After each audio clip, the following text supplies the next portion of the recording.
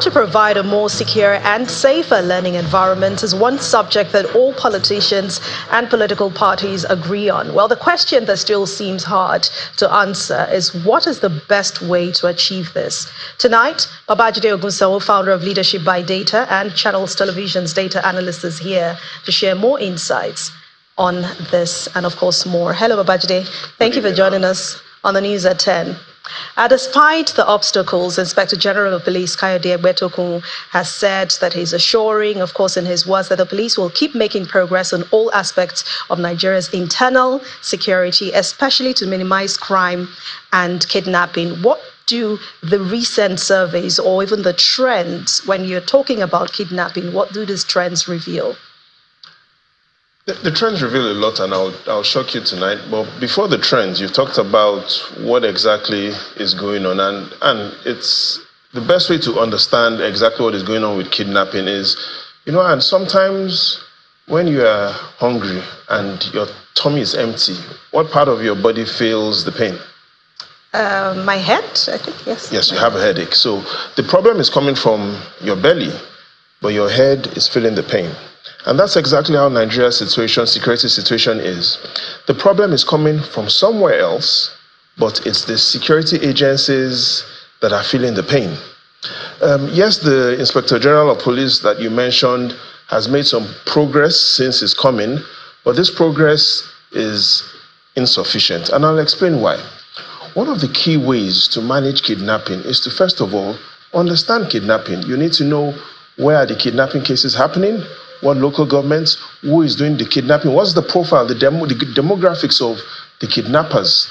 The question is, what statistics is available on kidnapping cases in Nigeria? And the evidence shows that the last official record between the National Bureau of Statistics and the Nigerian police, the last available statistics record we have was 7 years ago. In simple terms, kidnapping cases that are available for the public, to the international community, to analysts in Nigeria dates back to 2017. So let's take a look at that's about the only numbers that we can really talk about, because that's what is official. And if we take a look into that, it allows us to understand a bit of what had happened since 2017, or what had happened in 2017. Then approximately 1,130 kidnapping cases. Then the reports from the Nigerian police and the National Bureau of Statistics showed most of the kidnapping cases happened between the southeast and the south-south. In summary, Nigeria's southern region significantly accounted for more than half of reported cases of kidnapping. But what we've seen is kidnapping happens in two ways. First is kidnapping is reported sometimes, and we also have unreported kidnapping cases. And so the understanding, and if you speak to communities, especially in northern Nigeria, the understanding is that kidnapping is also happening, but a lot of these kidnapping cases are unreported, and indeed some are underreported. So the challenge we have as a nation is, how does the government plan to minimize kidnapping if your last official data on kidnapping cases is 2017. So what data are we using to plan? That is the question really for tonight. But what has led to the recent rise in kidnapping, especially kidnapping of students?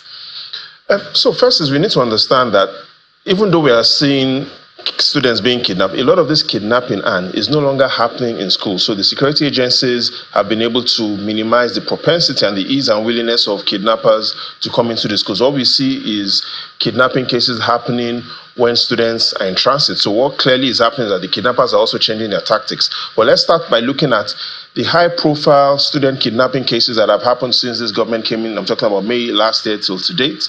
If we start from 2023, we remember the Zamfara case of corps members that were traveling. All those students have been rescued. Federal University of Guzo's Zamfara kidnapping case that happened in September, on the 22nd of September, the students have been rescued.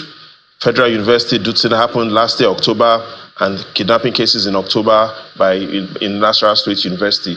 The good news here is that all these students have been rescued, apart from one student that was kidnapped from the Federal University in Dutsin in Katsina, that there's still an ongoing rescue operation. So yes, kidnapping cases are happening. Bad news. Some relative good news is that the armed forces of Nigeria are being led to find a way to get these students back.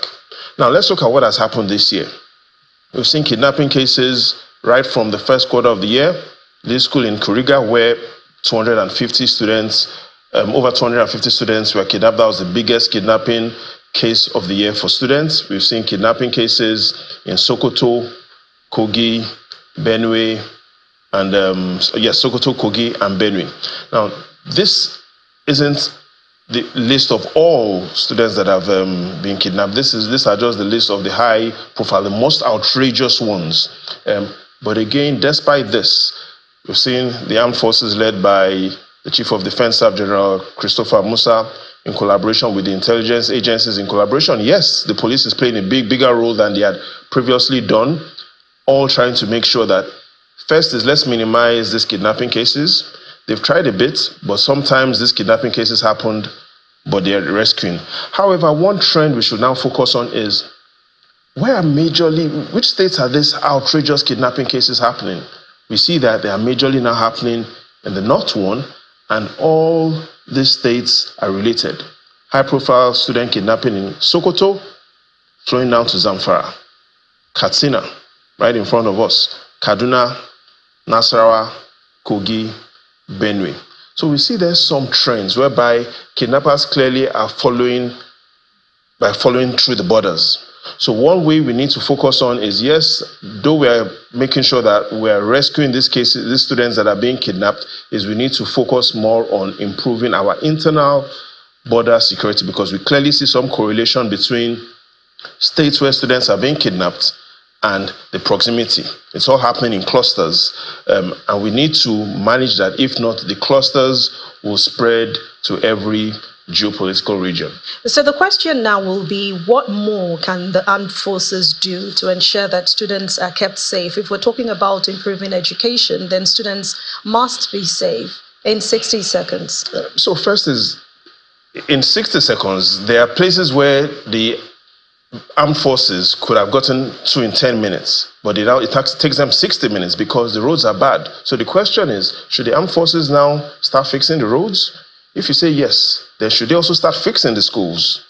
And if they fix the schools, yes, maybe they even have the right to get the students employment to own the schools and then get the students employment. So at what point in time do we want to draw the line on what the armed forces of Nigeria should do or shouldn't do? But one good news coming out from them is they've said they'll keep working to make sure that Nigerians find it easier to not only collaborate with them, but they are also improving the synergy they have with all agencies. And let's take a look at one of the words that have come out from the Chief of Defense Staff yesterday when he's talking about how the armed forces of Nigeria wants to improve security, especially for students. Now that we've seen a lot of students are no longer being kidnapped in schools, he said, in Nigeria, your silence is no longer golden, it is deadly. And I agree with that. This is our country, and we have to collaborate. I am not more Nigerian than you. And that's a statement coming from the big chief yesterday. And I think the message they're trying to pass out is the armed forces alone cannot defend Nigeria. And you have to play your part more. We have to play our part more, and we need to collaborate. Good news, students are being rescued. The bad news is that the kidnappers are changing tactics and kidnapping these students now outside school. All right, thank you very much. Babajide Ogunso, founder of Leadership by Data and Channels Television's data analyst. Thanks a lot for your exciting view on the news at 10.